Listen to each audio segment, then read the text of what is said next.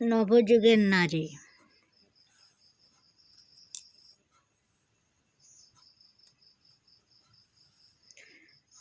যখন তুমি চক্ষু দ্বারা কোনো দৃশ্য দর্শন করো, তখন কি শ্বাস প্রশ্বাস রুদ্ধ করিতে হয়?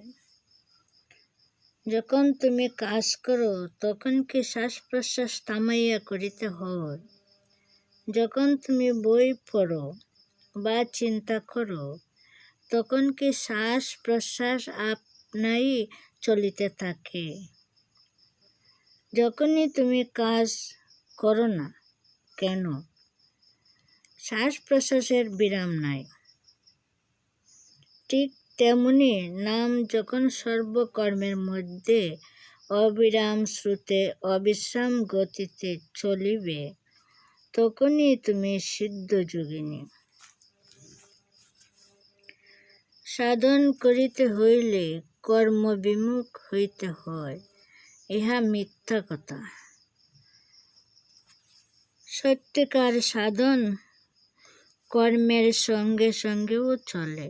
সাধন ভজনের অজুহাতে অনেক মোহগ্রস্ত নরনারী কর্মপরামুখ হইবার সুযোগ অন্বেষণ করে, কিন্তু সিদ্ধ যোগিনীর ইহা লক্ষণ নহে। তোমার সাধনের ঐকান্তিকতাই তোমার জগৎ কল্যাণ আকাঙ্ক্ষা সমূহকে জয়যুক্ত করিবে। নাম তপস্যার সার জগৎ কল্যাণে, মৌন ইচ্ছা মূর্ত করে পরাণে পরাণে। মুখে কাহাকেও একটি কথা না কহেও যদি মনে প্রাণে প্রাণে মনে নামের সাধন করিতে পারো, তাহলে তোমার নীরব আকর্ষণে আকৃষ্ট হইয়া কর্মিণী মায়েরা আসিয়া তোমার হাতে হাত মিলাইবেন, তোমার কাঁধে কাঁধ মিলাইবেন।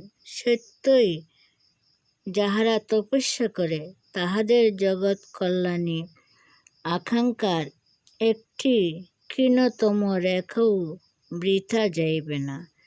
যাহা তোমার মনোমধ্যে রহিয়া একাকিনী তোমাকেই মজাইয়াছে, তাহা কোটি কোটি মনে সংক্রামিত হইয়া জগৎজুড়া এক বিপুল কর্ম উল্লাসের সৃষ্টি করিবে। জগৎকে ভাঙ্গিয়া গড়িবার জন্য তোমরা আবির্ভূত হইয়াছ, কিন্তু এই ভাঙ্গা গড়ার শক্তি আসিবে রসনা হইতে নহে, আত্মার অভ্যন্তর হইতে। শত কথা কহিলেও, নাট্যমঞ্চে দাঁড়াইয়া গলা ছিঁড়িয়া ফেলিলেও কেহ অতপস্বিনীর কথায় কান দেবে না। সাধনশীলা হইলে তোমার মৌন আবেদনই বিদ্রোহীর হৃদয় গলাইতে সর্মার্থ হইবে।